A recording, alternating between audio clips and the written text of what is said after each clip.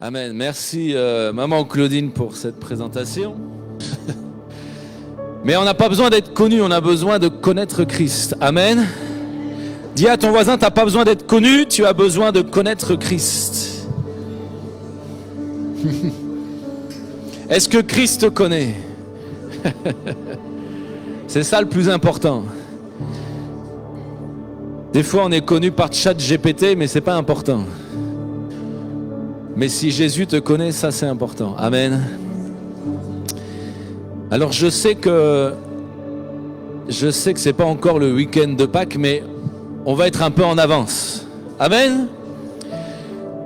J'ai envie d'aller plus vite que le calendrier. Et puis je me suis rendu compte que de toute façon Pâques c'est tous les jours, hein. Donc on ne va pas attendre le dimanche 20 pour prêcher un message qui nous parle vraiment de la puissance de la résurrection. Mais je sens que le Saint-Esprit veut déposer quelque chose déjà aujourd'hui à ce sujet. Amen. On n'a pas besoin d'une date spéciale, une fois par an pour ressusciter, mais en fait tous les jours la puissance de la résurrection est en nous. Vous êtes d'accord avec ça? Et on va lire ensemble un texte dans l'évangile de Jean. Viens avec moi dans l'évangile de Jean, ou écoute si tu préfères écouter. Je vais lire dans la version du semeur. On va prendre le temps de lire la parole aujourd'hui. Est-ce que tu aimes la parole? Amen.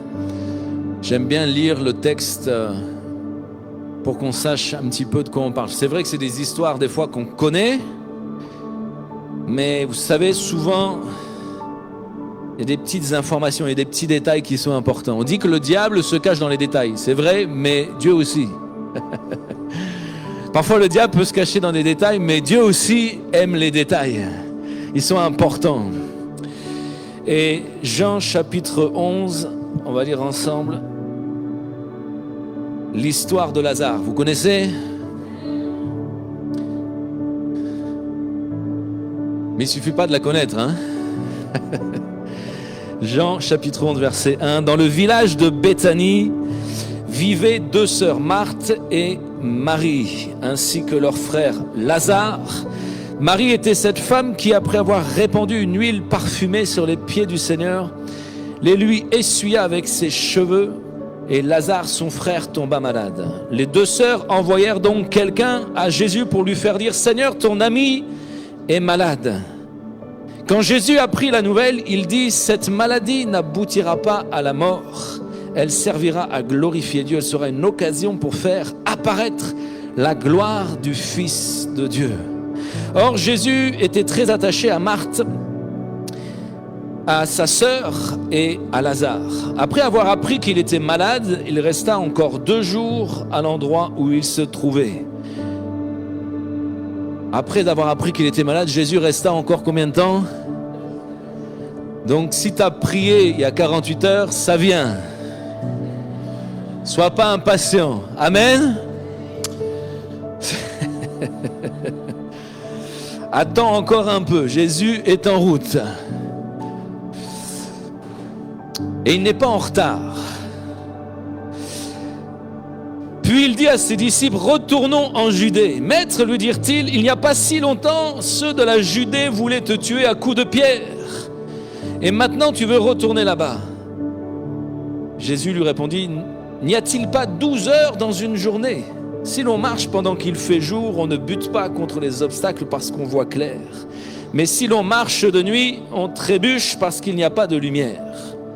Après avoir dit cela, il ajouta: notre ami Lazare s'est endormi, je vais aller le réveiller. Sur quoi les disciples lui dirent: Seigneur, s'il dort, il est en voie de guérison. Jésus voulait dire que Lazare était mort, mais les disciples avaient compris qu'il parlait du sommeil ordinaire. Alors il leur dit clairement: Lazare est mort, et je suis heureux à cause de vous. Dis à ton voisin: à cause de toi. Voilà, aujourd'hui tu as le droit d'accuser ton voisin. À cause de toi.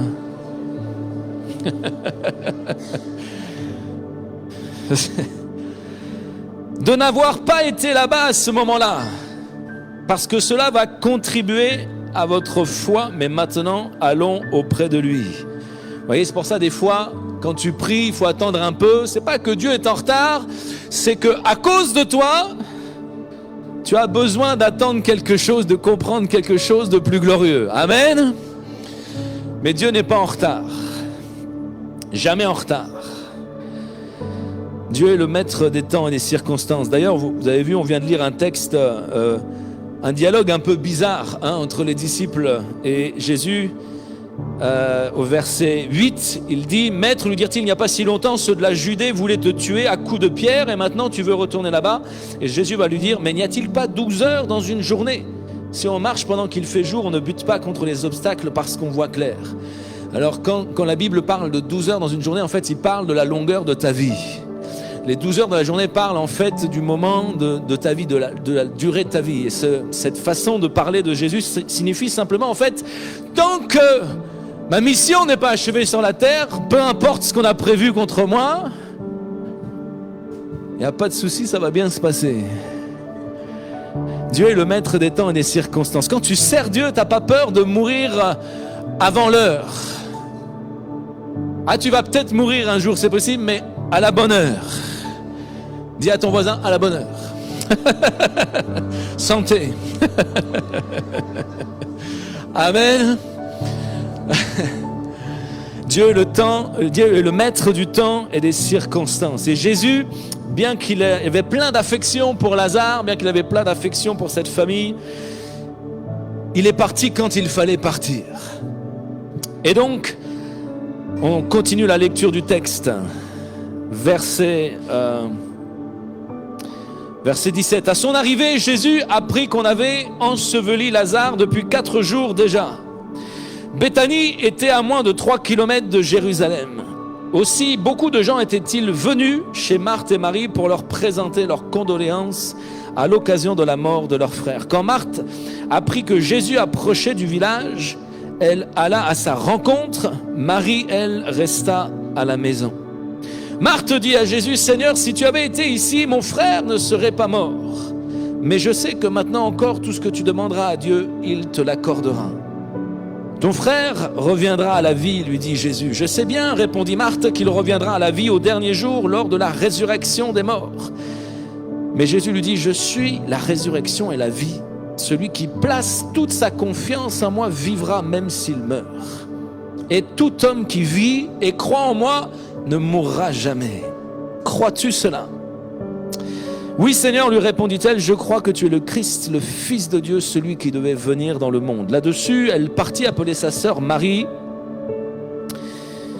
Et l'ayant prise à part, elle lui dit, « Le Maître est là et il te demande. » À cette nouvelle, Marie se leva précipitamment et courut vers Jésus. Il n'était pas encore entré dans le village, il était resté à l'endroit où Marthe l'avait rencontré. Ceux qui se trouvaient dans la maison avec Marie pour la consoler, la virent se lever brusquement et sortir. Ils la suivirent pensant qu'elle allait au tombeau pour y pleurer. Marie parvint à l'endroit où était Jésus. Dès qu'elle le vit, elle se jeta à ses pieds et lui dit, « Seigneur, si tu avais été ici, mon frère ne serait pas mort. » En la voyant pleurer, elle et ceux qui l'accompagnaient, Jésus fut profondément indigné et ému. « Où l'avez-vous enterré ? demanda-t-il. « Viens, Seigneur, lui répondirent-ils, tu verras. » Jésus pleura. Alors tous dirent, voyez comment il aimait cet homme. Quelques-uns remarquaient, il a bien rendu la vue à l'aveugle, n'aurait-il pas pu empêcher que Lazare meure ? Mais une fois de plus, Jésus fut profondément bouleversé. Il arriva au tombeau, c'était une grotte dont l'entrée était fermée par une pierre. Enlevez la pierre, dit Jésus. Marthe, la sœur du mort, dit alors, Seigneur, il doit déjà sentir, cela fait 4 jours qu'il est là. Jésus lui répondit, ne t'ai-je pas dit, si tu crois, tu verras la gloire de Dieu. On ôta donc la pierre, alors Jésus, tournant son regard vers le ciel, dit, Père, tu as exaucé ma prière et je t'en remercie. Pour moi, je sais que tu m'exauces toujours, mais si je parle ainsi, c'est pour que tous ceux qui m'entourent croient que c'est toi qui m'as envoyé. Cela dit, il cria d'une voix forte, Lazare, sors de là. Et voici que le mort sortit du tombeau. Il avait les pieds et les mains entourés de bandes de lin, le visage recouvert d'un linge. Jésus dit à ceux qui étaient là, déliez-le de ces bandes et laissez-le aller. En voyant ce que Jésus avait fait, beaucoup de ceux qui étaient venus auprès de Marie crurent en lui. Quelques-uns cependant s'en allèrent trouver les pharisiens et leur rapportèrent ce que Jésus avait fait. Alors les chefs des prêtres et les pharisiens convoquèrent le grand conseil. le G7 avec Macron. Qu'allons-nous faire, disait-il? Trump nous attaque. Non, c'est pas ça. Qu'allons-nous faire, disait-il? Cet homme a accompli trop de signes miraculeux. Si nous le laissons faire de la sorte, tout le monde va croire en lui. Alors les Romains viendront et détruiront notre temple et notre nation. L'un d'eux, qui s'appelait Caïphe et qui était grand prêtre cette année-là, prit la parole. Vous n'y entendez rien, leur dit-il, vous ne voyez pas qu'il est de notre intérêt qu'un seul homme meure pour le peuple, pour que la nation ne disparaisse pas tout entière. Or, ce qu'il disait là ne venait pas de lui, mais il était grand prêtre cette année-là. Et c'est en cette qualité qu'il déclara sous l'inspiration de Dieu qu'il fallait que Jésus meure pour son peuple. Et ce n'est pas seulement pour son peuple qu'il devait mourir, c'est aussi pour rassembler tous les enfants de Dieu dispersés à travers le monde et les réunir en un seul peuple. Et ce jour-là, les chefs des Juifs prirent la décision de faire mourir Jésus. Jésus cessa donc de se montrer en public, il partit de là et se retira dans la région voisine du désert, dans une ville nommée Éphraïm. Il y passa quelque temps avec les disciples. Et comme la fête de la Pâque approchait, beaucoup de gens de tout le pays montaient à Jérusalem avant la fête pour se soumettre aux cérémonies rituelles de purification. Ils cherchaient donc Jésus et se demandaient entre eux, dans la cour du temple, qu'en pensez-vous? Croyez-vous que Jésus viendra à la fête? Or, les chefs des prêtres et des pharisiens avaient donné des instructions. Si quelqu'un savait où se trouvait Jésus, il devait le prévenir pour qu'on l'arrête. Amen. Voilà, vous avez lu au moins un chapitre de la Bible cette semaine. Amen. J'espère que ce n'est pas le premier. Au moins, je suis sûr que vous en avez lu un. J'aime ce texte, il y a tellement de choses à dire sur ce texte, mais je veux simplement relever quelques points avant qu'on puisse prendre un temps, tous ensemble, on va prier. Parce qu'effectivement, il y a des choses qui sont tellement importantes de saisir. Et vous savez, on n'a pas besoin d'attendre Pâques pour réaliser à quel point on a besoin de saisir que l'évangile, c'est la puissance de la vie. Que c'est la puissance de la résurrection. On va voir dans ce texte à quel point en fait la vision de Jésus transcende en fait tous les trucs religieux. Jésus, il n'est pas venu apporter un système religieux où tout est bien organisé et puis où tu vas trouver sens dans différentes sortes de rituels. Non, non. Jésus est venu apporter la vie, la résurrection. Et peut-être tu te dis, bon, moi ça ne me concerne pas parce qu'a priori je suis vivant. Mais je ne sais pas pour vous, moi j'ai rencontré beaucoup de morts vivants. Si vous vous baladez à Toulouse, vous croisez un petit peu des morts vivants ou pas?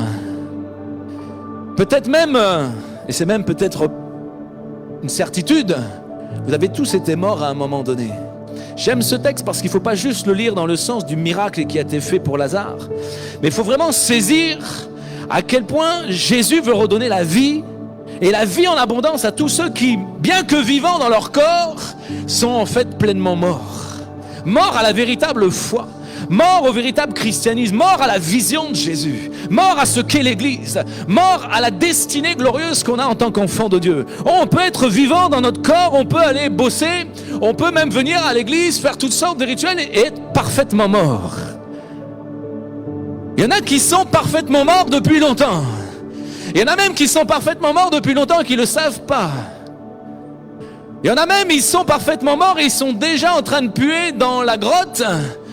Et si personne ne vient ôter la pierre, ils n'ont pas d'issue. J'aime ce texte qui nous parle de la vision de Jésus. C'est vrai que Jésus a accompli un miracle extraordinaire. C'est lui qui a prié avec autorité pour que Lazare soit ressuscité. Mais j'aime ce texte qui nous montre que les disciples de Jésus se sont mis en action pour que le miracle en fait puisse se produire. Il fallait que quelqu'un ôte la pierre de la grotte. Et vous savez, il y a plein de gens qui sont enfermés dans leur grotte. Avant de connaître Jésus, tu étais dans quelle grotte? Avant de naître de nouveau par le Saint-Esprit, tu étais dans quelle grotte? Et si peut-être tu es encore dans une grotte aujourd'hui, c'est que tu as vraiment besoin de connaître Christ. Tu as besoin de naître de nouveau. Tu as besoin que l'esprit de vie, le Saint-Esprit vienne susciter en toi la vie nouvelle de Dieu. Et il y a beaucoup peut-être qui vont à l'église, qui sont encore enfermés dans une grotte. Et c'est vrai que Jésus a crié d'une voix forte, il a pris autorité pour que cet homme qui était mort depuis 4 jours vienne et soit ressuscité. Mais il fallait que l'église soit en obéissance pour enlever les obstacles. Et la vision de l'église, c'est que nous soyons de ceux qui vont ôter les pierres pour libérer en fait les morts vivants de la mort dans laquelle ils sont dans leur grotte, afin qu'ils puissent connaître la vie. Tu vois, on ne vient pas le dimanche simplement parce qu'on aime la présence de Dieu et c'est bon pour nous. On vient parce qu'on a besoin que ce qu'on reçoit le dimanche, on puisse vraiment le manifester toute la semaine pour aller chercher ceux qui sont enfermés dans une grotte. La Bible dit que nous avons la bonne odeur, le parfum de Christ.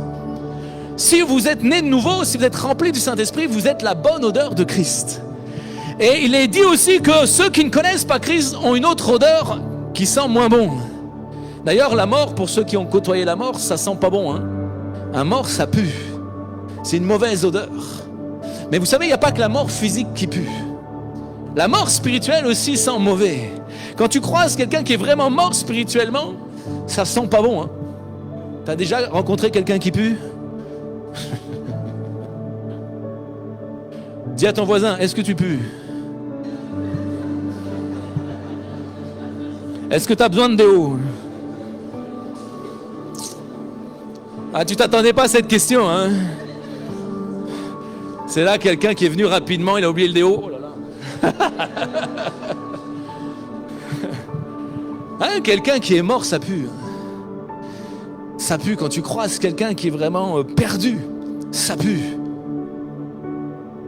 Mais c'est pas parce que ça pue que ça repousse Christ. Jésus aurait pu venir plus tôt, il aurait même pu le guérir avant qu'il meure, mais il a attendu qu'il sente vraiment, qu'il pue vraiment dans la mort pendant 4 jours, afin que le Fils de Dieu soit glorifié. Tu vois, des fois on veut se simplifier la vie, on se dit « Ah, ce serait mieux de fonctionner ainsi, ça sera plus facile ». Mais des fois, Dieu ne veut pas la facilité, il veut se glorifier autrement. Et plus la situation est compliquée, plus Dieu peut se glorifier puissamment. C'est vrai que Jésus aurait pu se dire « Bon, je vais me dépêcher parce que si ça s'aggrave trop, ça va être compliqué de le guérir. » Non, Jésus n'était pas inquiet de la guérison, il n'était même pas inquiet de sa mort, il n'était même pas inquiet de sa résurrection, mais il savait que c'était un rendez-vous pour que la puissance de la résurrection puisse se manifester. Et vous savez, à l'échelle de l'Église aussi, c'est comme ça. Peu importe le temps que nous vivons, même s'il y a de plus en plus peut-être de bâtiments, d'églises qui ne respirent plus la vie de Christ. C'est une occasion extraordinaire pour l'Église qui veut faire la vision de Jésus, de transmettre la puissance de la résurrection. Et vous avez remarqué que quand vous commencez à témoigner, quand vous commencez à croire que Dieu vous appelle à faire de grandes choses, vous avez vu que ça fonctionne. Vous êtes vraiment un parfum de vie et les âmes ont besoin de goûter à ce parfum de vie. Il y a quelque chose en toi qui les attire parce qu'ils sentent qu'il y a l'odeur du ciel, l'odeur de la résurrection. Ah, ce monde n'a pas besoin de la religion. Vous avez remarqué encore une fois, c'est toujours comme ça dans l'évangile, mais encore une fois, ce qui va venir s'opposer à la puissance de la vie, à la puissance de la résurrection, c'est encore les religieux. Ils nous fatiguent, les religieux. La religion nous fatigue. Parce que la religion ne s'inquiète pas de ta destinée, de ton âme. Vous avez remarqué que quand Lazare a été guéri, wow, il y a une grande joie. La famille était dans la joie, les amis étaient dans la joie, Jésus était dans la joie, les disciples étaient dans la joie. Mais il y a quelques religieux qui étaient là en observation puis qui sont allés rapporter ce qui s'est passé. Et quelle a été la réaction de la religion, du système religieux? Ouh là là, là ça commence à être chaud. Parce que là, il commence à y avoir trop de signes miraculeux. Il commence à y avoir trop de puissance, de vie, de résurrection. Tu vois, la religion ne s'est pas réjouie de la transformation de Lazare. La religion n'a pas pleuré sur la mort de Lazare comme Jésus a pleuré. La religion ne s'est pas déplacée pour aller voir la famille. La religion ne s'est pas réjouie de la résurrection de Lazare. Mais la religion a eu peur de ses propres intérêts. C'est pas beau. Jésus n'est pas venu pour la religion. Il n'est pas mort sur la croix pour fonder un système religieux. Il n'est pas mort pour te dire voici les bons rituels à pratiquer pour que tout se passe bien dans ta vie. Il est mort pour que la puissance de vie puisse couler en toi.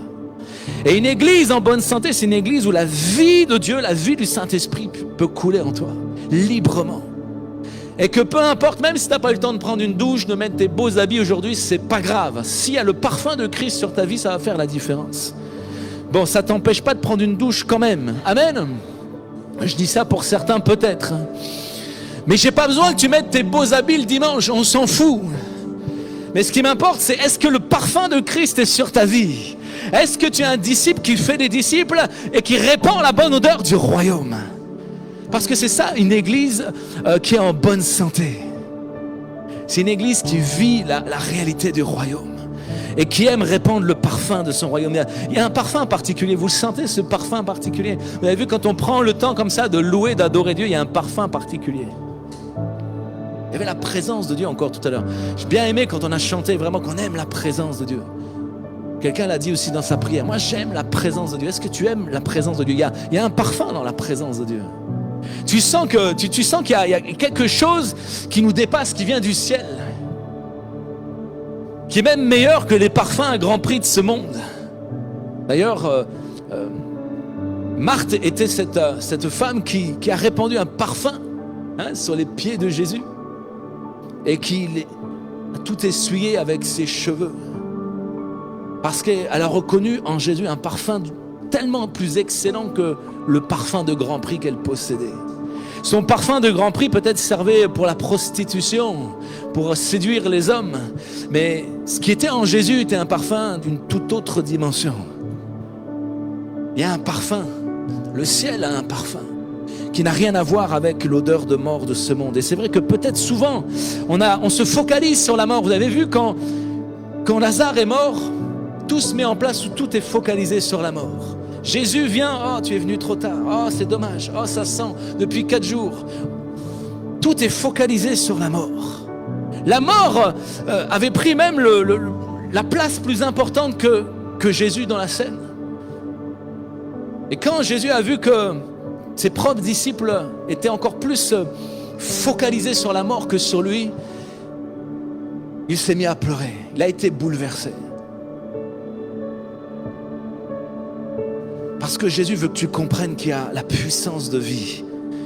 Quand tu pries le Seigneur, quand tu adores le Seigneur, quand tu sers Dieu, il y a la puissance, toute la puissance de vie du royaume qui est en marche, en action avec toi. Et j'aime ce parfum. Tu sais, on parle souvent de la bénédiction, on parle souvent de la grâce. En fait, pour moi, la grâce, c'est comme un parfum qui t'environne, qui te poursuit et qui se répand. Tu sais, cette grâce, tu peux pas toujours la définir tellement c'est waouh, comment Dieu fait, on ne sait pas, mais il y a un parfum qui te poursuit. Est-ce que tu connais le parfum de la grâce? Et le parfum de la grâce ne peut pas supporter le parfum de la religion, le parfum de la mort, le parfum du système religieux, le parfum de l'incrédulité, le parfum du défaitisme. Le parfum du royaume de Dieu, vient bouleverser tout ça.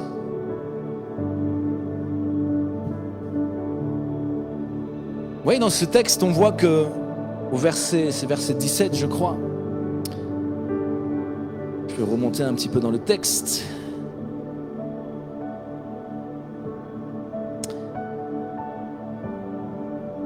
Non, c'est un peu plus loin. Verset 38.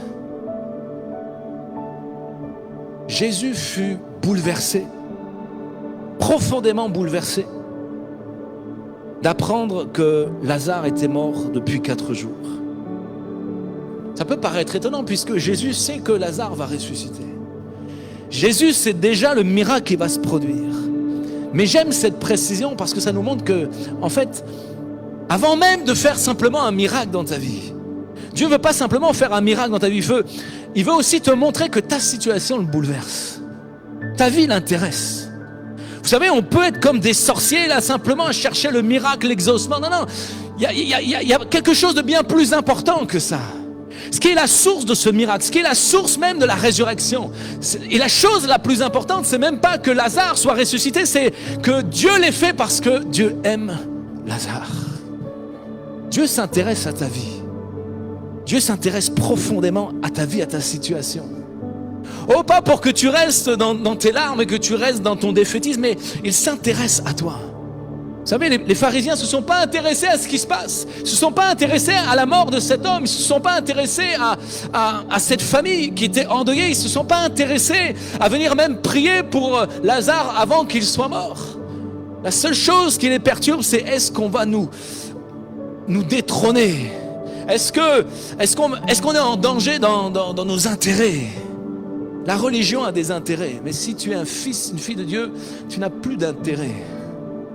Les seuls intérêts que tu as, c'est de rendre gloire à Dieu. Tu es libéré en fait de la recherche d'intérêt. La religion cherche son intérêt, ils cherchent des parts de marché, ils font de la politique politicienne. Oh là là, attention, on compte, il y a trop de signes miraculeux, là ça devient dangereux, les gens vont commencer à croire en lui.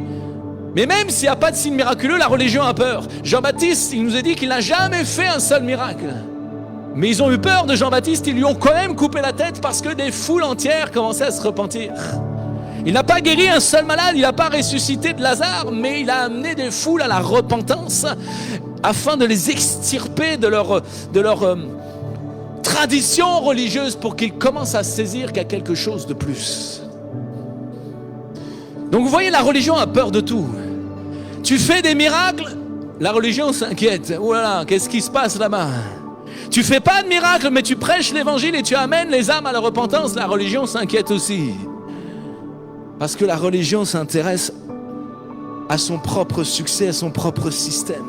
Mais Jésus n'est pas mort sur la croix pour un système. Il est mort sur la croix pour que tu puisses vivre la réalité de son royaume. La puissance de la résurrection, c'est pas pour que tu puisses mettre en place ton petit système religieux. Mais la puissance de la résurrection, c'est pour que tu puisses te réjouir avec Jésus à vivre pleinement la réalité de sa vision. Et que tu commences à te réjouir de voir des morts qui ressuscitent, des morts vivants qui trouvent la vie, des hommes et des femmes qui puent la mort et qui commencent à sentir bon le parfum de Christ.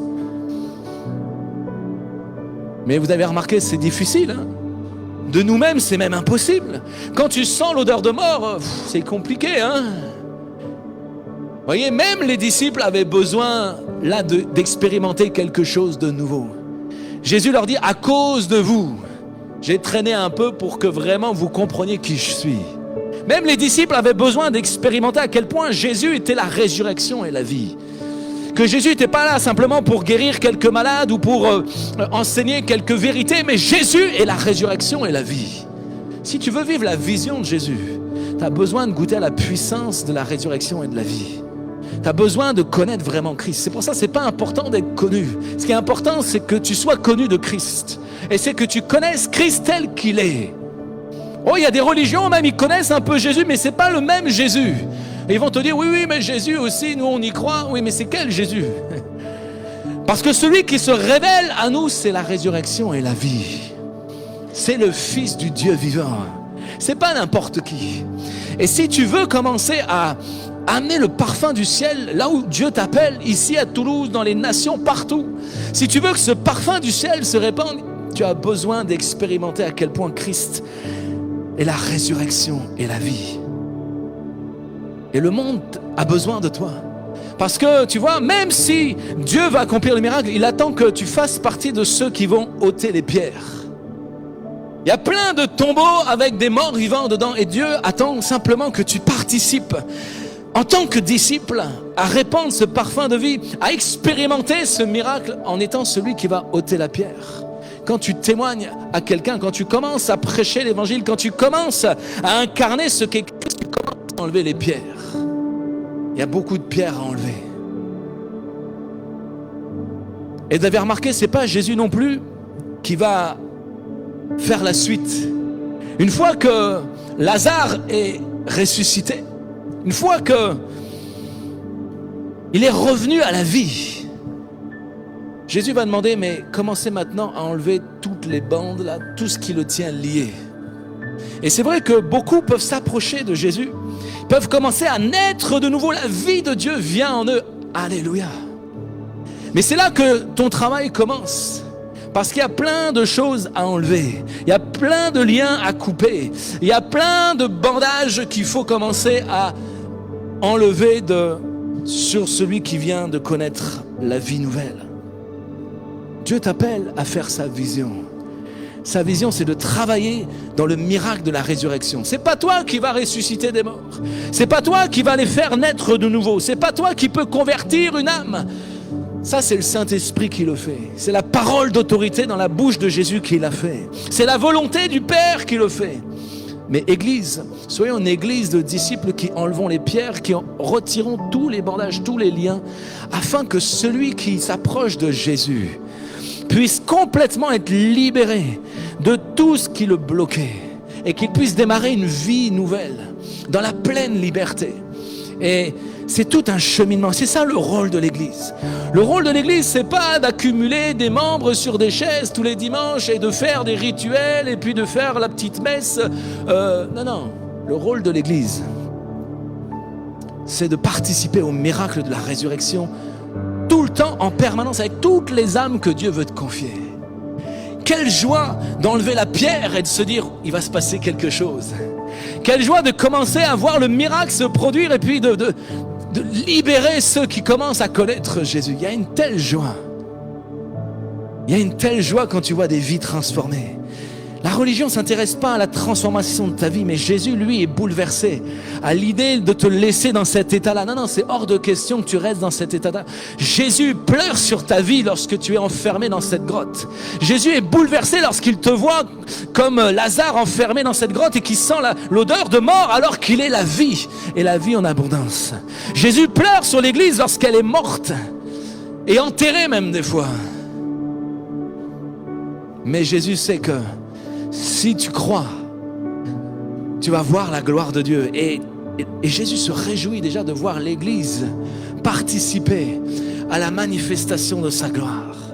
Et c'est pour ça que lorsqu'on commence à le croire, lorsqu'on commence à le désirer, lorsqu'on sort de tous ces trucs un peu religieux bizarres et qu'on commence à dire non, mais on veut vraiment vivre le royaume, on aime vraiment la présence de Dieu, on croit vraiment que la gloire de Dieu peut se manifester. Quand tu commences à croire ça, quand tu commences à te mettre en action là-dedans, quand tu commences à croire que le Saint-Esprit veut amener un réveil puissant, alors tu commences à te réjouir avec ce qui se passe. Tu commences à te réjouir pour chaque âme, chaque personne qui était morte et qui revient à la vie.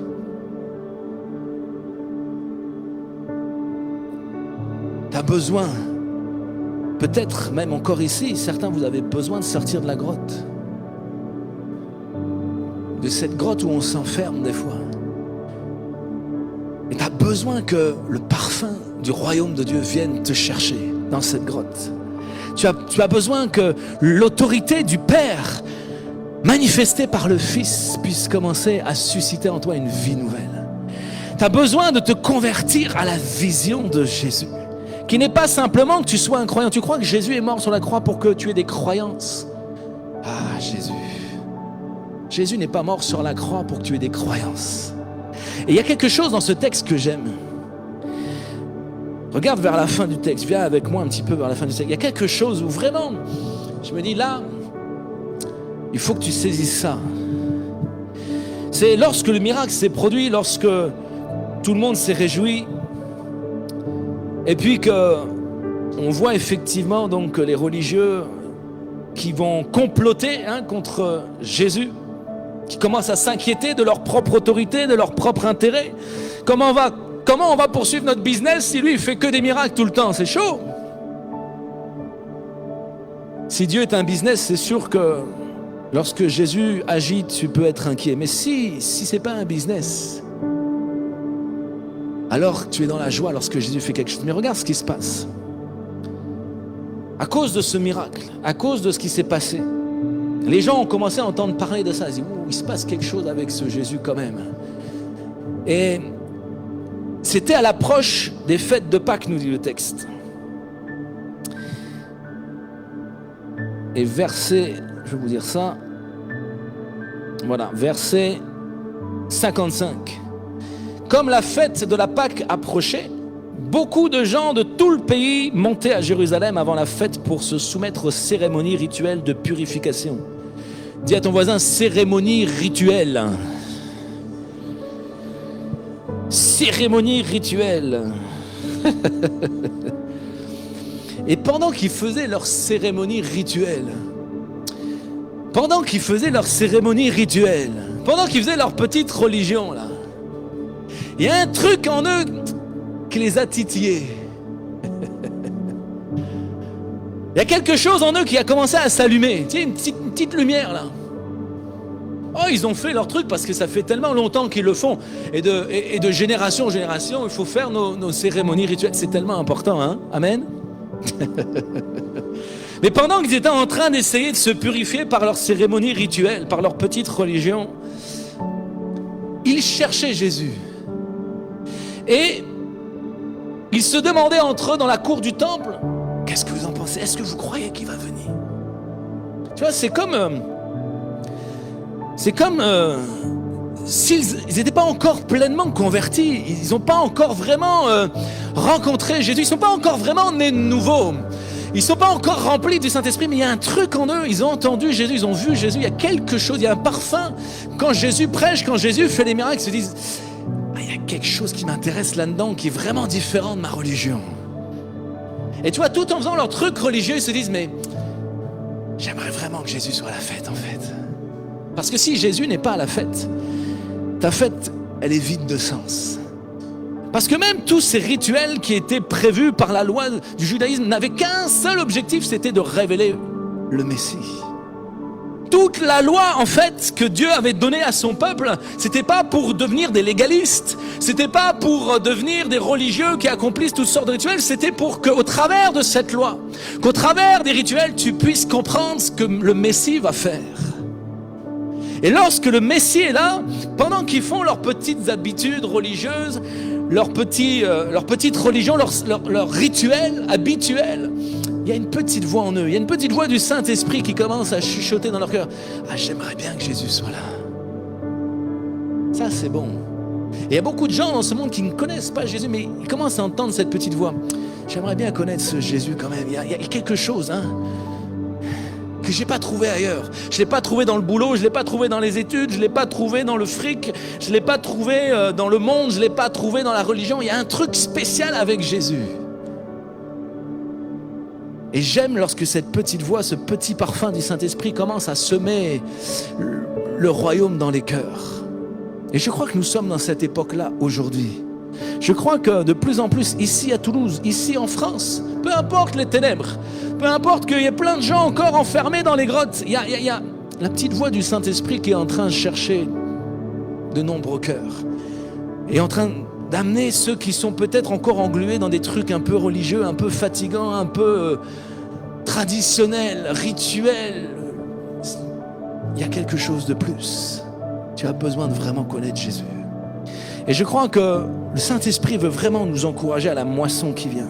Il y a beaucoup d'hommes et de femmes qui ont besoin que tu enlèves la pierre de leur grotte, qui ont besoin que tu les aides à se débarrasser de tout ce qui les tient liés, déliés. Les hommes et les femmes de Toulouse et de la nation, ici en France et partout dans toutes les nations. On a besoin de commencer à travailler à cela, à se réjouir de cela. Et tu vas voir que beaucoup vont commencer à sortir de leur grotte et vont commencer à sentir le parfum du royaume de Dieu. La bonne odeur qu'il y a sur ta vie. Et je crois que si tu participes à cela, si tu vis cela, tu vas te réjouir. L'Église va être dans la joie de voir tous ceux comme Lazare qui vont ressusciter. Parce que c'est une vraie résurrection. Souviens-toi comment tu étais avant de rencontrer Christ. Souviens-toi l'atmosphère qu'il y avait dans ta vie avant que tu connaisses Christ. Tu étais un mort vivant. Quand Jésus est venu me chercher dans ma chambre à l'âge de 17 ans, j'étais un mort vivant, hein? Et quand Jésus vient te rencontrer, une explosion de la vie, la puissance de la résurrection qui change tout, instantanément. À nous faire, pâlir de jalousie, parce que même si on prêche tous les dimanches, on n'arrive pas à produire ce que Jésus a fait dans ma chambre en 3 secondes. C'est terrible, hein? Nous, il faut travailler dur pour participer simplement humblement à ce que Dieu fait. Mais lorsque le Saint-Esprit manifeste, la gloire de Christ, c'est terminé. Oh, ça ne veut pas dire qu'on est parfait. On a besoin encore des bandages à retirer, des liens à couper. Il y a encore des choses qui doivent dégager complètement afin qu'on soit pleinement libéré et qu'on puisse vraiment courir dans sa vision. Mais instantanément, lorsque Christ vient dans la vie, l'atmosphère change. Le parfum change. La puissance de la grâce change. Tu sais, je disais que Jésus a été bouleversé parce qu'il s'intéresse vraiment à la vie de chacun. Quand Jésus est venu dans ma chambre à 17 ans, j'étais qui pour que Jésus vienne me chercher? Quand Jésus est venu te rencontrer, tu étais qui pour que Jésus vienne te rencontrer? Tu étais important? Tu étais riche? Et même si tu étais important et riche, je ne crois pas que ça intéresse plus que ça Jésus. Mais Jésus est intéressé par ta vie. Il est bouleversé par ce que tu traverses. Et il n'accepte pas de te laisser en fait dans cette grotte. Il n'y a pas de plus grande tristesse que de vivre l'église et de voir qu'on laisse les âmes enfermées dans leur grotte. Et on va comme ça d'église en église et puis les âmes sont toujours enfermées dans leur grotte. C'est comme si la puissance de la résurrection, Christ n'a plus accès pour libérer les âmes. Parce que la religion a tout sclérosé, tout enfermé, tout bloqué, tout bandé, tout lié. Mais le Jésus que nous, on croit ici, c'est un Jésus qui est toujours la résurrection et la vie. Est-ce que tu crois dans ce Jésus-là? Est-ce que tu crois que si tu crois, tu verras la gloire de Dieu? Est-ce que tu crois qu'on va vivre vraiment quelque chose de glorieux avec toutes ces âmes qui vont commencer à expérimenter la vie de Dieu? Il n'y a aucune joie de voir une personne devenir membre de l'Église. Par contre, il y a une joie de voir une âme être transformée et connaître Christ. Devenir membre, ça n'apporte pas de joie. Jésus n'est pas mort sur la croix pour faire des membres. Jésus n'est pas mort sur la croix pour qu'on continue à faire nos petits rituels cérémoniels. Jésus n'est pas mort sur la croix pour qu'on fasse notre petite religion. Mais Jésus est mort sur la croix pour que la puissance de sa vie puisse vraiment faire la différence. Et des fois, tu vois les morts vivants de ce monde et puis tu manques de foi. Tu es concentré sur l'odeur de mort de la personne. Et tu dis, voilà, ça pue bien là, hein? Ça va être compliqué là. C'est justement là que Dieu attend que tu puisses mettre ta foi en action. Et plus ils sentent mauvais, c'est comme le fromage, plus ça pue, plus c'est bon. Ah, il y a des fromages, ça pue la mort. Goûte-le, tu vas voir, c'est bon.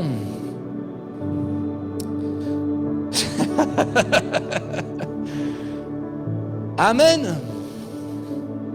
Plus ça pue, plus c'est bon.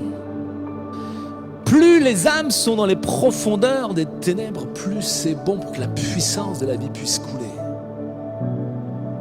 Est-ce que tu le crois? Ou est-ce que quand tu vois une personne qui a besoin de Jésus, tu sens d'abord l'odeur de mort pour voir... Tu sais, si on était tellement en feu tout le temps dans la vision, ceux qui travaillent, tu sais, dans les crématoriums, les trucs comme ça, là, ils sont tellement habitués à voir des cadavres, en fait, que c'est devenu normal, ils ne sentent plus l'odeur de mort, ils sont habitués. Si tu es à fond, en fait, dans cette vision, tu brûles par le Saint-Esprit, que tu te mets en action pour son royaume, en fait, tu vas même plus sentir la mauvaise odeur de la mort. C'est pas grave, tu vas simplement amener la vie. Tu vois, Jésus ne s'est pas soucié de savoir si ça sentait mauvais ou pas. Jésus s'est simplement soucié de savoir la volonté du Père. Et il savait que le Père allait se glorifier dans le Fils à ce moment-là. Est-ce que tu crois que le Père veut se glorifier dans ta vie? Est-ce que tu crois que Pâques, c'est une réalité à vivre tous les jours, hein? C'est pas le dimanche 20 avril, on va faire un culte spécial de Pâques et là, on va vivre quelque chose de... Waouh! Non, la réalité de la puissance de la résurrection, c'est tous les jours. Et quelle joie de voir comment Dieu fait, comment Dieu va accélérer ça.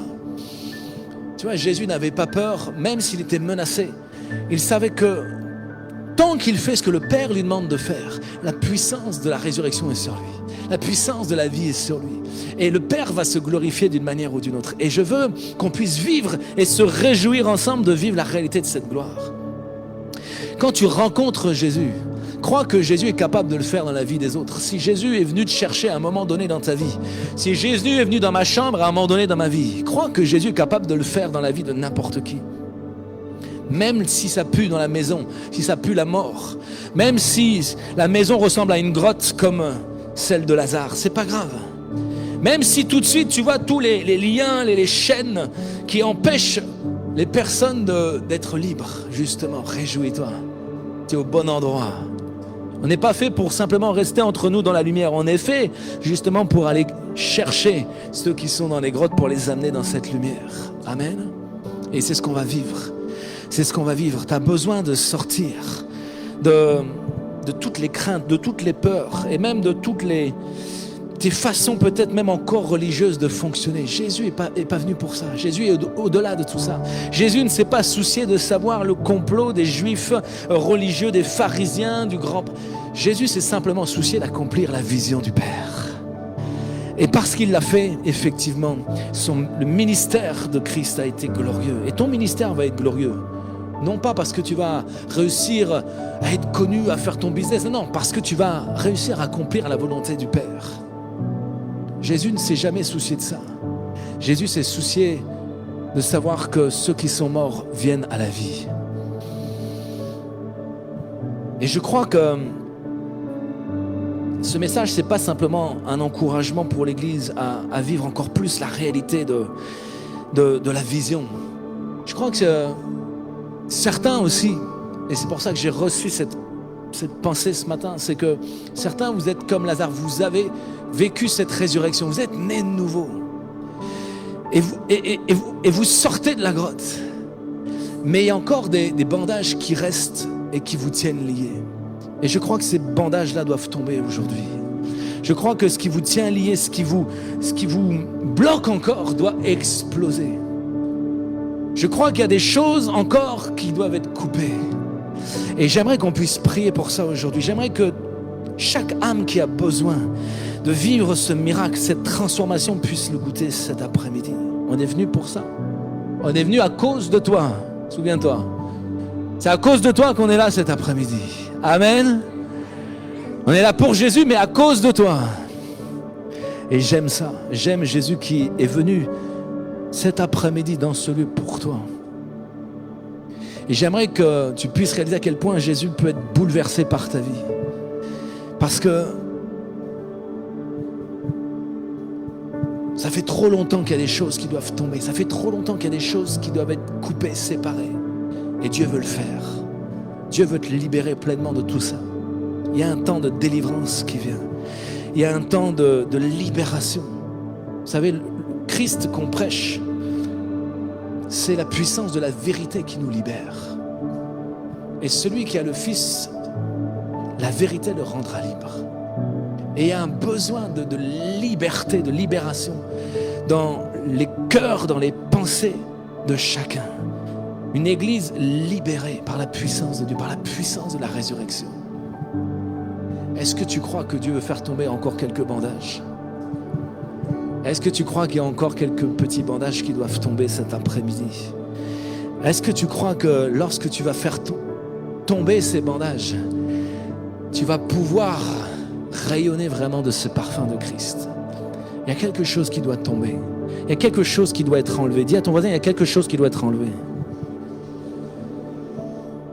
Tu as besoin d'être libéré de quelque chose. Peut-être même de toi-même, de ta propre tradition, de tes propres rituels bizarres, de tes propres pensées cheloues. Tu as besoin de laisser tomber des choses. Et Dieu ne nous juge pas. Dieu n'est pas là pour nous condamner. On a entendu l'apôtre Rémi qui a prêché un super message sur la puissance de la grâce. L'Église est là pour manifester la puissance de la grâce. Pas la puissance de la condamnation. Peu importe, même si tu pues encore la mort, la puissance de la grâce va surabonder là où l'odeur de mort abonde. Amen. Et je crois que Dieu veut vraiment libérer certains pour que tu puisses vivre enfin enfin, en fait, le vrai christianisme, la vraie liberté en Christ. Heureusement que l'éternité avec Christ dans le ciel ne ressemble pas des fois à la manière dont on vit de manière tellement religieuse sur la terre. Hein. Heureusement, hein, parce que moi je suis pas sûr de vouloir l'éternité. Hein. Si c'est pour vivre ça, je prends une option. Amen. Non, l'éternité n'a tellement rien à voir avec des fois nos façons tellement humaines, tellement religieuses de concevoir Christ, de concevoir Dieu, d'enfermer Dieu dans tellement de choses. Tu as besoin de goûter à ce parfum. Tu as besoin de laisser tomber des choses. Tu as besoin de renoncer à des choses. Tu as besoin d'être vraiment libre pour pouvoir en fait te réjouir d'accomplir sa vision. Et personne n'est là pour te juger ou te condamner. Mais la grâce de Dieu veut vraiment te libérer cet après-midi. Et c'est pour ça qu'on est venu cet après-midi, c'est pour prendre ce temps-là. Pour ça, je ne veux pas prêcher trop longtemps aujourd'hui. Amen. Amen. Tu sens que ça tenait à cœur de Maman Jeanne, hein, quand même.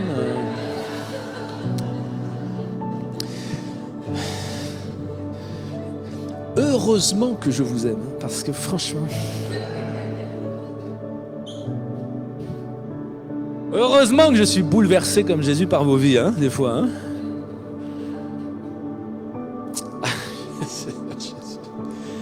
Il y a une telle joie. On est venu pour toi. Ouais, peut-être tu es venu en mode discret, tu vois, tu t'es planqué un petit coin dans l'église là. C'est pas grave, nous on n'a pas besoin de te voir, mais le Saint-Esprit, lui t'a vu. Et crois qu'il va se passer quelque chose aujourd'hui. Crois que c'est un rendez-vous. Crois que Dieu n'est pas en retard. Peut-être tu dis, oh, ça fait des années que... Ouais, c'est pas grave. Même si ça fait des années que ça sent la mort, c'est pas trop tard pour Dieu. Pour que la vie puisse couler en toi. Et j'aimerais vraiment qu'on puisse prendre ce temps-là. On va laisser toute la place au Saint-Esprit ce soir. On va voir ce que le Saint-Esprit veut faire. Et il va faire ce qu'il a à faire. Parce que c'est ça l'Église. C'est laisser la liberté au Saint-Esprit d'agir comme il le veut. C'est ça la Pâque. La Pâque, c'est pas tout un cérémonial pour se remémorer de manière religieuse. Non, la Pâque, c'est la puissance de la résurrection. La puissance de la vie. Et lorsque Christ brûle en toi tout à nouveau, il y a la vie abondante. C'est pas une petite vie limitée. C'est pas je vivote, je survis avec Christ. Non, c'est la puissance de la vie de Dieu en toi. Quand tu es né de Dieu, il y a toute la puissance de Dieu en toi, qui peut agir au-delà de ce que tu peux penser ou imaginer. Même si tu pues la mort, ça va au-delà de ce que tu peux penser ou imaginer. Même si tu es enfermé dans ta grotte depuis longtemps, même si tu as peur encore de cette vérité, la vérité va te libérer. Tu as besoin d'être libéré dans la joie. C'est ça en fait l'Église de Jésus-Christ. C'est pour ça que Jésus est mort sur la croix. Pour lever une génération d'hommes et de femmes en feu, libérés dans la joie de faire sa vision. Il n'a pas bâti l'Église sur un système religieux, il a bâti l'Église sur 12 disciples qui ont été cramés par le Saint-Esprit, qui ont été cramés dans la sanctification de leur caractère, qui ont accepté d'être brisés afin qu'ils puissent en fait faire couler la vie. Il a choisi 12 hommes qui ont accepté les épreuves, toutes les épreuves, parce que c'est au travers de ces souffrances et de ces épreuves qu'ils ont appris à l'obéissance de Christ et à pouvoir manifester le royaume. C'est ça l'Église qui est en bonne santé. L'Église qui est en bonne santé, c'est pas un système, c'est pas un business, c'est pas un truc religieux, c'est pas un truc calculé, préfabriqué. C'est laisser Dieu être Dieu. Laisse Dieu être Dieu. C'est commencer à voir par les yeux de la foi ce que le Père veut vraiment faire dans ta vie. C'est à cause de toi qu'on est là cet après-midi. Sans le doigt de Dieu sur ta vie, pas le doigt accusateur, hein, le doigt où tu sais que c'est ton tour. Amen. Tu sais que la main de Dieu est sur toi. C'est pour toi et c'est à cause de toi que Dieu a permis ce rendez-vous cet après-midi. Et j'aime ça. J'aime ce que Dieu veut faire. Est-ce que tu aimes La liberté du Saint-Esprit. Où est-ce que tu as peur de la liberté du Saint-Esprit? Peut-être il y en a, ils aiment, ils ont peur en même temps. Je veux, mais en même temps... N'aie jamais peur du Saint-Esprit. N'aie jamais peur de la liberté. Tu devrais avoir peur de la religion.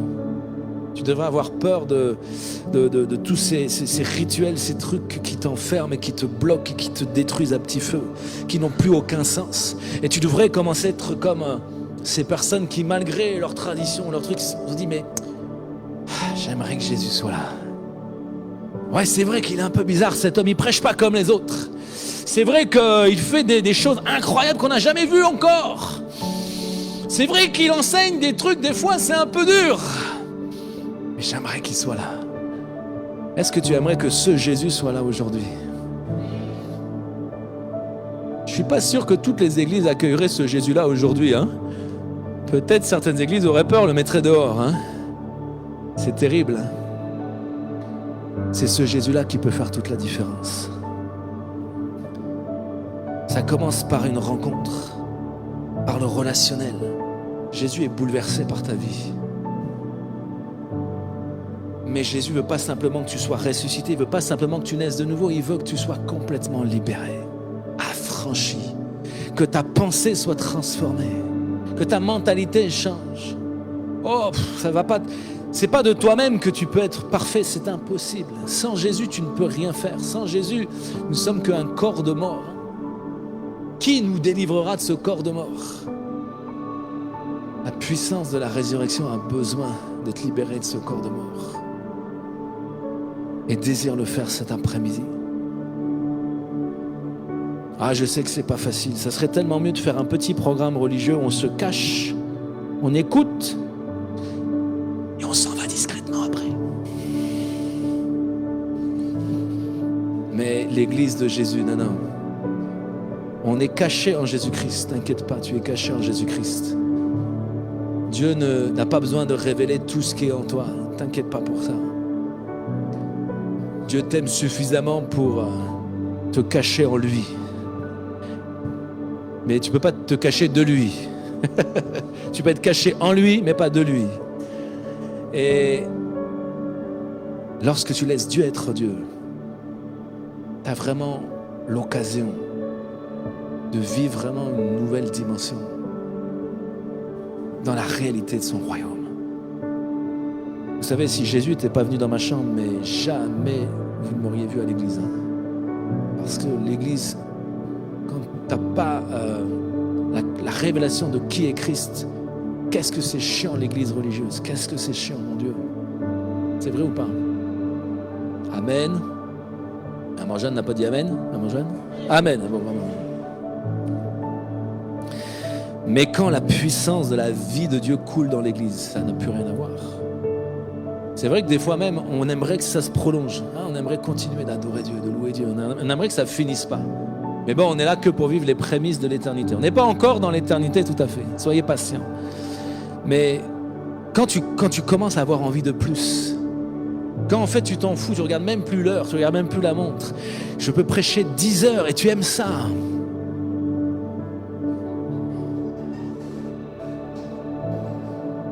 « 12 heures et tu aimes ça. »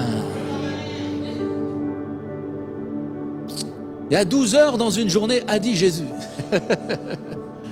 Amen. Ou alors tu veux ta petite exhortation du dimanche, ton petit truc religieux, ta petite bénédiction, et puis tu rentres chez toi. L'église, c'est pas un bâtiment, c'est pas un système. L'église, c'est un espace de liberté où Dieu peut agir comme il veut. C'est pas facile. Vous savez, c'est plus difficile de prêcher ce que je suis en train de prêcher que de prêcher la religion. Parce que les gens aiment la religion, les gens sont habitués à la religion, les gens maîtrisent leur petit truc là. Et puis quand tu leur dis, non, il y a autre chose, c'est différent. Oh là, qu'est-ce que c'est? Jésus, c'est pour ça que Jésus a perturbé. Et les premiers que Jésus a perturbés, c'est les religieux, tous ceux qui étaient habitués à la religion. Mais ceux qui ont vraiment faim et soif de connaître la vérité, malgré la religion, ils commencent à se dire, attends, il y a quelque chose d'autre, il y a quelque chose de plus. Il y a un truc là que je n'avais pas saisi. Et aujourd'hui, je veux le saisir. Je veux vivre autre chose. Moi, je n'ai pas fait une rencontre avec la religion, j'ai fait une rencontre avec Jésus. J'ai fait une rencontre avec la croix. J'ai fait une rencontre avec le Saint-Esprit. J'ai fait une rencontre avec l'atmosphère du ciel qui ouvre le plafond de ta chambre et qui vient te changer à tout jamais. Et quand tu vis ça, tu ne peux pas vivre autre chose que la réalité du ciel. 26 ans maintenant, toujours là.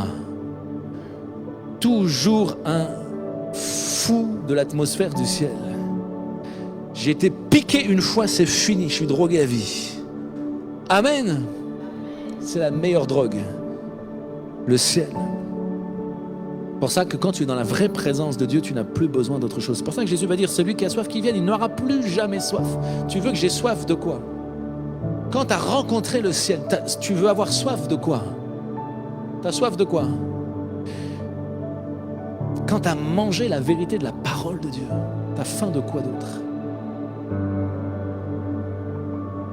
C'est ça que les âmes ici à Toulouse ont besoin. Ils n'ont pas besoin de la religion là. Ils ont besoin d'être délivrés de la religion. Tu as peut-être même toi encore besoin d'être délivré de certaines choses religieuses en toi. C'est possible. C'est le bon moment pour enlever les dernières bandes qui restent encore un peu là. Qui fait que de temps en temps, toi tu prends un croche-pied comme ça là. Il faut les enlever là. Chut. Tu les enlèves. On est tous pourris en fait à la base. Tous on a pué la mort. Christophe plus que moi quand même. Mais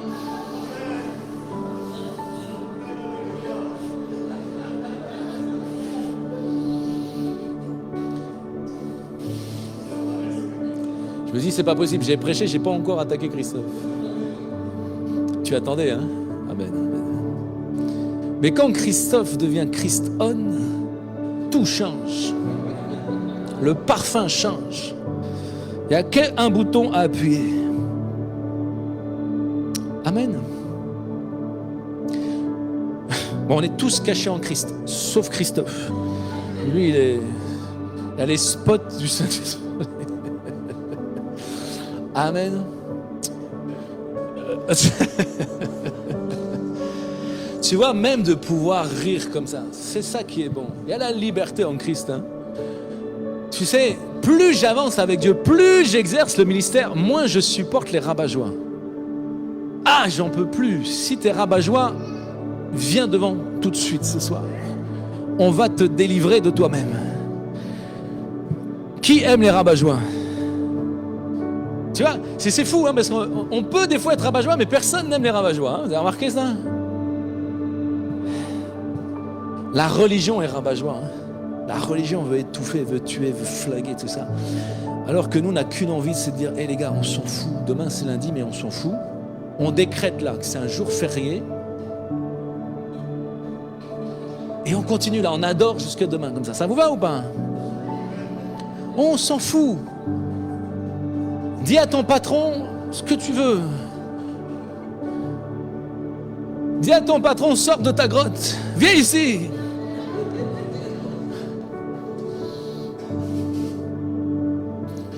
Le pasteur est fou. Vous savez, ça paraît fou comme ça, hein? Mais quand le réveil va vraiment se manifester, peut-être que moi j'aurais envie de rentrer chez moi, tu vas dire, hé, t'es fou, reste ici. Vous allez obliger le pasteur à rester. Hein? Quand le réveil va te secouer, tu n'auras plus rien à cirer de tes histoires de patron, de pas de patron, de... Non, tu vas venir parce que tu sais que là, il y a un parfum du ciel. Tu sais, quand Jésus est venu dans ma chambre, je ne sais pas combien de temps ça a duré en vrai, en fait, mais ça aurait pu durer des semaines. Moi, je serais resté dans ma chambre pendant des semaines. Jamais je sortais de ma chambre tant que le ciel était là. Hein. Tu vois, quand tu vis la réalité du ciel, quand tu vis la puissance de la résurrection, tu ne peux pas être ailleurs que là.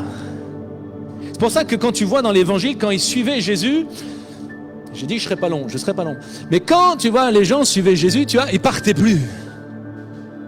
Jusqu'à même oublier que, mince, qu'est-ce qu'on va faire pour manger ce soir? C'est pas grave, on va se débrouiller. Tu vois, c'est-à-dire que quand il y a le parfum du ciel, tu vois, en fait, on ne peut pas l'expliquer, il n'y a pas de mots. Comment tu veux définir le parfum du ciel? Soit tu l'expérimentes, soit tu le vis, soit tu vas croire que les autres sont des fous. C'est pour ça que la révélation de la croix, c'est une folie pour ceux qui périssent. Tu ne peux pas comprendre ça. On ne peut pas t'expliquer rationnellement quelque chose qui vient du ciel. Tu ne peux pas convaincre rationnellement quelqu'un qui n'a pas goûté à la réalité de ce ciel. Mais quand tu sais que le ciel est réel, c'est différent. Tout change, tout s'allume. Et ce parfum, tu vas le répandre. Dans ta maison, dans ton groupe de maison, partout, tu vas répandre ce parfum. Et tu vas voir qu'à un moment donné, ça bouleverse même ta façon de travailler, d'étudier, parce que à tout moment, le Saint-Esprit peut s'emparer de toi et te faire travailler. Et c'est bon. Et tu commences à aimer être utilisé par Dieu pour faire toutes sortes de choses. Et commence à aimer être bouleversé dans ton agenda, dans tout ce que tu as prévu, parce que tu as le droit de prévoir des choses, mais Dieu aussi a le droit de bouleverser ce que tu as prévu. Et Dieu aime ça souvent des fois. Amen. C'est ça l'église qu'on veut vivre ici à Toulouse. Est-ce que vous croyez que... C'est vrai qu'il y a eu les trucs là de l'enfer à Toulouse, hein. Ils ont déclaré Toulouse porte de l'enfer. Tant mieux, hein. On est à côté de la porte de l'enfer, c'est plus court pour aller chercher les âmes. Amen. C'est juste à côté. Tant mieux, c'est très bien. On n'a pas besoin de faire des kilomètres, tu vois. Jésus a dû marcher 3 kilomètres là pour aller ressusciter. Non, c'est là, c'est juste à côté. Amen. On est au bon endroit, tu vois. Ceux qui viennent de Martinique, c'est plus loin pour vous, hein. C'est à Toulouse, la porte de l'enfer. Soyez jaloux. Soyez jaloux. T'imagines le nombre de milliers de kilomètres qu'il doit faire pour arracher une âme. Nous, c'est à côté. Amen. Mais crois que ta vie est la porte du ciel. Crois qu'il se passe quelque chose. Oh, des fois, c'est pas comme ça instantané. C'est pas comme tu le veux. C'est pas toi qui force les choses. Non, mais Dieu sait le bon moment et comment te guider pour être la porte du ciel dans toutes les circonstances. Et c'est ce que Dieu va faire. Commence à le croire pour de vrai. Alléluia, Seigneur. Merci que Toulouse soit la porte de l'enfer. Alléluia. Ça, c'est bon. Tu vois, les religieux, il n'est pas bien, Satan. Non, viens. Amen. C'est vrai, hein, toutes les églises. Laisse le diable s'énerver. Tu sais où est-ce qu'il y a eu le plus la concentration des ténèbres? Dans la Bible, c'est où? Là où vraiment les ténèbres étaient vraiment violentes, c'était où? À la croix, t'es au bon endroit. Plus il y a les ténèbres, si les ténèbres sont là, c'est qu'il y a une bonne raison. T'inquiète pas. C'est qu'il y a une bonne lumière qui brille ici. Amen. C'est qu'on n'est pas loin de la croix là. Et j'aime ça. J'aime ça. Est-ce que tu aimes ça? Sois pas religieux, sois pas rabat-joie. J'ai pas trouvé de synonyme plus gentil.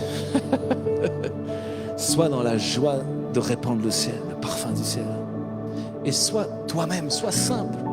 Tu n'as pas besoin de jouer un rôle, de dire...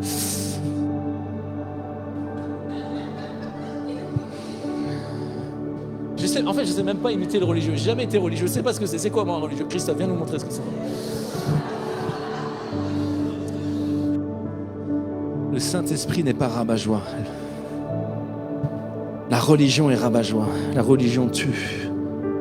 Mais la véritable église de Jésus, c'est un lieu de vie, c'est un lieu de restauration, un lieu de délivrance, un lieu d'amour, un lieu de guérison, un lieu de consolation, un lieu de rendez-vous, où on sait que Dieu peut faire ce qu'il veut, comme il veut, quand il veut. Amen. Est-ce que vous aimez ça, l'église comme ça? C'est ça que vous voulez ou pas? Sûr? Sinon, on peut revenir... Non? Amen. On va prier. On va prendre un temps. On va simplement adorer Jésus quelques instants, puis on va prier. On va laisser Dieu nous visiter. Est-ce que tu crois que le Saint-Esprit peut te visiter ce soir? Est-ce que tu crois que tu as un rendez-vous avec le ciel ce soir? Est-ce que tu crois que le plafond là peut s'ouvrir et puis le ciel descendre sur ta vie? Est-ce que tu le crois? Allez, groupe de louanges, venez, on va servir ensemble. Mais c'est pas juste une histoire de groupe de louanges et de pasteurs, c'est une histoire de toi de ton adoration, de ta prière, de ce que tu désires ce soir. On va prendre le temps. On va prendre le temps de laisser Dieu faire ce qu'il veut faire. C'est le printemps. La nature qui a mouru pendant l'hiver ressuscite. Et tu vas ressusciter, toi aussi. Tu vas vivre un printemps dans ta vie chrétienne. Tu vas vivre un printemps dans ton intimité avec le Père. Tu vas vivre un printemps dans ton engagement avec Dieu. Tu vas vivre un printemps dans ta vie de disciple, dans ta vie d'église. Tu as besoin d'un printemps. Tu as besoin de faire jaillir de nouvelles fleurs, de nouvelles feuilles. C'est pas... Non, les anciennes feuilles sont mortes. Laisse-les tomber à terre. Tu as besoin de fleurir tout à nouveau. Tu as besoin de laisser Dieu te faire fleurir comme lui désire que tu fleurisses.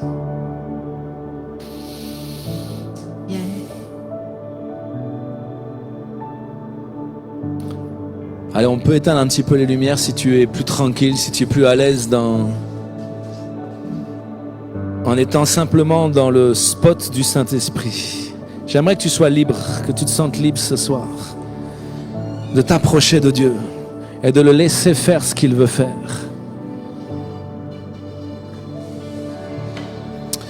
Merci Seigneur pour qui tu es. Merci Père pour qui tu es. Commence à prier, tout simplement. N'attends même pas qu'on prenne un chant. J'aimerais simplement déjà que tu puisses prier, élever ta voix. Commence à demander au Père de vivre ce nouveau printemps dans ta vie spirituelle. Les choses anciennes sont passées. Toutes choses sont appelées à devenir nouvelles. Et tu as besoin de ces nouvelles feuilles. Tu as besoin de fleurir à nouveau. Tu as besoin de cette nouvelle saison. Tu as besoin de ce parfum du ciel. Tu as besoin de vivre une rencontre tout à nouveau avec le ciel ce soir. Tu n'as pas juste besoin de venir à l'église. Tu n'as pas juste besoin de vivre un culte. Tu n'as pas juste besoin de faire ta petite religion du dimanche. Tu as besoin du ciel dans ta vie. Tu as besoin que l'atmosphère du ciel prenne la place dans ta vie. Et que toute atmosphère qui est morte puisse laisser place à la vie de Dieu en toi. Saint-Esprit, merci pour la régénération complète de mes pensées, de mon cœur, de ma vie spirituelle. J'aime ta parole, j'aime ta présence, j'aime la vérité, j'aime l'intimité avec toi, j'aime prendre le temps avec toi. Parce qu'il n'y a rien de plus important que d'être dans ta présence. Il n'y a rien de plus important que de goûter à la réalité de ton royaume. Seigneur, merci Saint-Esprit. Agis comme tu le veux ce soir. Ton église est rassemblée. Ta famille est rassemblée. Tes enfants sont dans ce lieu. Agis comme tu le veux. Répands ton Saint-Esprit comme tu le veux. Sois libre, peuple de Dieu. Laisse Dieu agir. Sois libre, complètement libéré. Adore librement le Père. Approche-toi du Dieu vivant. Approche-toi du Dieu vivant. Et commence à adorer en esprit et en vérité. Kaboya sebo kanaya sendo karaya shebonaya senaya. T'as besoin de secouer la poussière. Alléluia. Laisse la lumière de Christ briller en toi. Tout à nouveau, tout à nouveau. Alléluia. Merci Saint-Esprit, agis comme tu le veux. Agis comme tu le veux. Kibaratola kendoro sando yarabarano yarasanda yashandaya. Himarato kemoro seda tsobaya sheda kando yarasando. Himaratona kamboro yarasendo yana kamo yashena. Adore, adore, adore, adore. Tiarato kambaraya sandoya shana. Viens goûter les prémices de l'éternité, Église, ce soir. Tu peux sortir de ta chaise, tu peux t'approcher, sois libre dans ce lieu, sois libre dans ce lieu. Et commence à dire à Dieu, Seigneur, libère-moi de toutes ces de tout ce qui me retient, de toutes ces chaînes encore, de tous ces liens. Seigneur, je veux être libre, libéré pour la vraie liberté.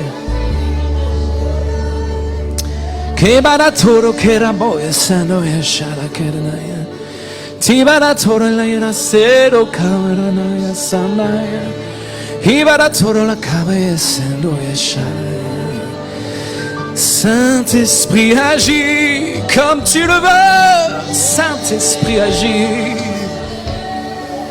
Qui va la tollera no yo no sé. Qui va la tollera no yo tona.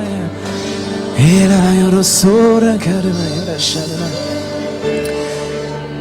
Approche-toi du Dieu vivant, approche-toi de sa présence. Viens brûler dans ce feu. Viens brûler dans ce feu. Parfum du ciel, parfum d'éternité. Qui va la torre. Je vois un feu nouveau, qui va la serrer chez la canne. Qui va la torre, la puissance de la résurrection.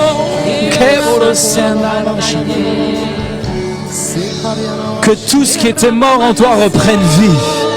Que tout ce qui était mort en toi reprenne vie.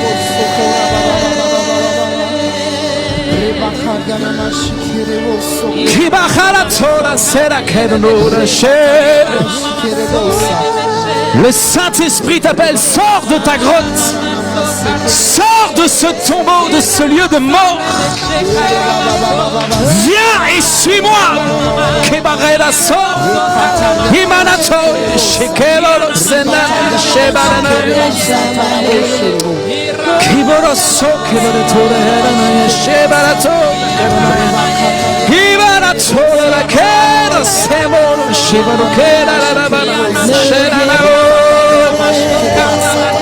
Que tout ce qui est mort reprend vie.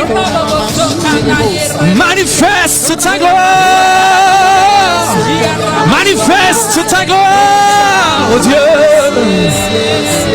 Parfum du ciel, parfum du ciel. Qui va racciare che dolore, sembra il cuore maiale. I barrichevo lo seno che volo cielo. Parfum du ciel,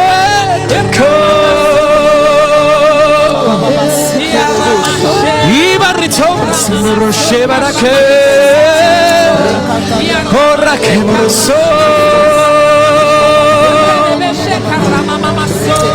Manifeste ta gloire, manifeste ta gloire, come la chiesa sola.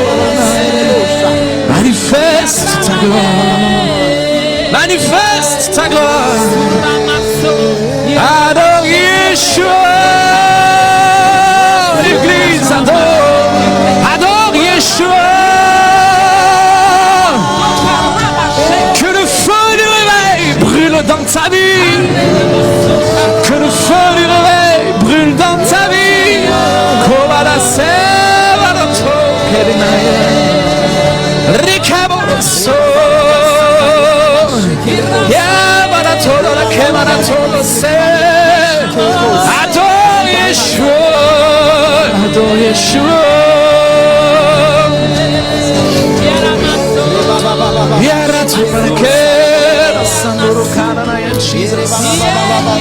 Saint-Esprit agit comme tu le veux.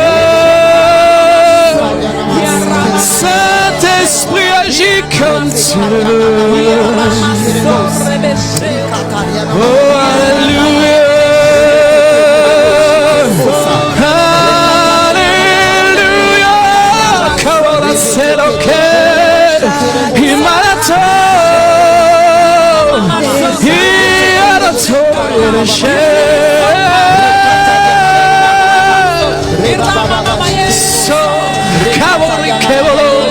Sois libéré, Kiboro Shikeboro Sando. Manifeste ta gloire, manifeste ta gloire, manifeste ta gloire.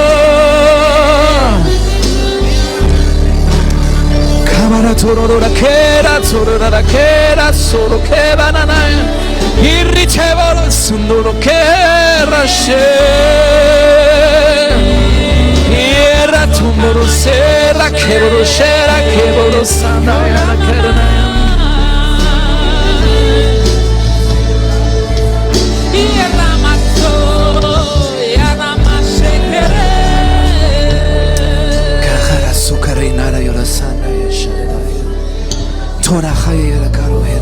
Alléluia.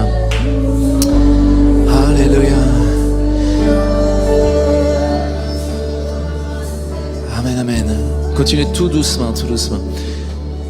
Voilà, je veux simplement appeler, il y en a déjà qui se sont approchés, mais s'il y en a d'autres qui sont enfermés dans la grotte, j'aimerais que tu viennes et que tu sois libéré ce soir. J'aimerais que tu sois libéré ce soir. J'aimerais que tu puisses t'approcher avec foi. Et on va ôter la pierre, on va ôter les bandages, on va couper les liens.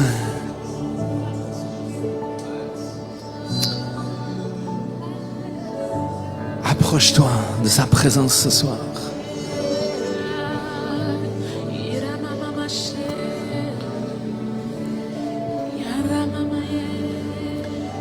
Dieu cherche les morts vivants pour qu'ils soient pleinement vivants ce soir. Que la vie vienne couler là où la mort a abondé.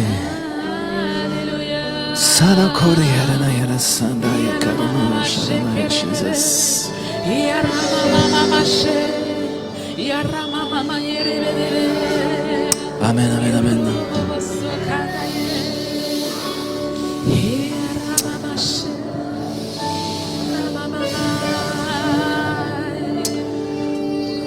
Amen. Saint-Esprit, merci de libérer les paroles pour ceux qui en ont besoin, vraiment.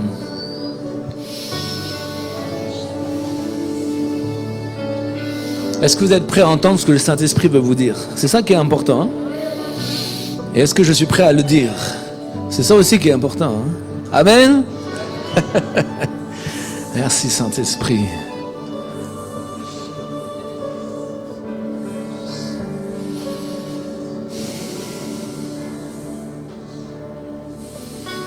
Saint-Esprit, agis avec puissance et gloire.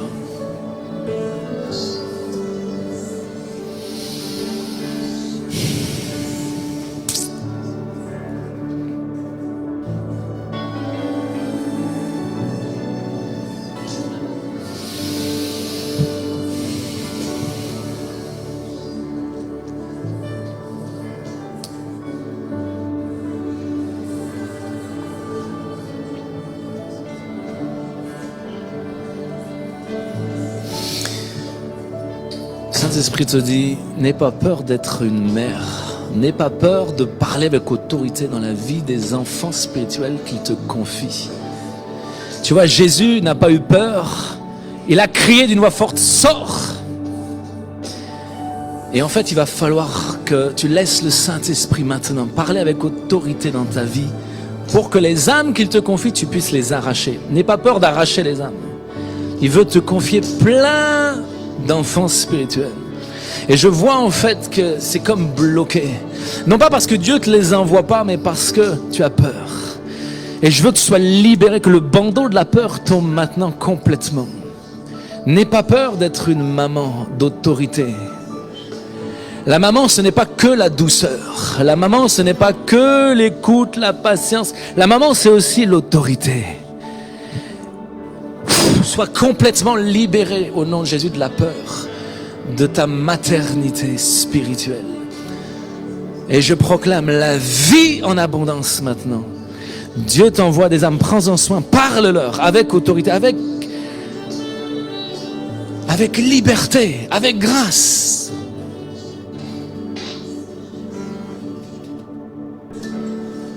N'aie pas peur de ne pas être à la hauteur. Au nom précieux de Jésus, prends soin des âmes que Dieu te confie. Et fais-en des disciples. Ne t'arrête pas jusqu'à ce qu'ils soient parvenus à la stature parfaite de Christ. Dieu t'a équipé pour que tu puisses faire des disciples. Fais des disciples. Ce sont des enfants que Dieu te confie. sont des âmes que Dieu te confie. Au nom précieux de Jésus, reçois, reçois, reçois. Au nom de Jésus. Ne laisse pas ces âmes être enfermées dans le tombeau. À toi de les sortir avec autorité. Au nom de Jésus. N'aie pas peur. Au nom précieux de Jésus. Amen et Amen.